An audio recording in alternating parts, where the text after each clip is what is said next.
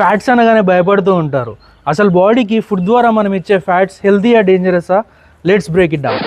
అసలు ఫ్యాట్స్ అంటే ఏంటి అని ప్రీవియస్ వీడియోలో ఎక్స్ప్లెయిన్ చేశాను, గో అండ్ వాచ్ ఇట్. మనం కన్జ్యూమ్ చేసే fats 3 types: saturated, unsaturated and trans fat. Saturated fats అంటే మన ఇంట్లో సాలిడ్ ఫామ్లో ఉండే fats, for example coconut oil, butter and నెయ్యి. అన్సాచురేటెడ్ ఫ్యాట్స్ అంటే ఇవి మోస్ట్లీ లిక్విడ్ ఫామ్లో ఉంటాయి, for example groundnut oil and sunflower oil.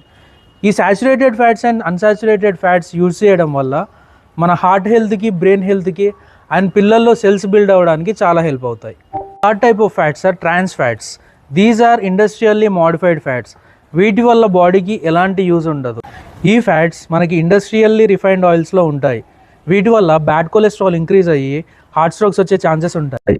అసలు బ్యాడ్ కొలెస్ట్రాల్, గుడ్ కొలెస్ట్రాల్ అంటే ఏంటి నెక్స్ట్ వీడియోలో చూద్దాం. నెక్స్ట్ వీడియో మిస్ అవ్వకండి.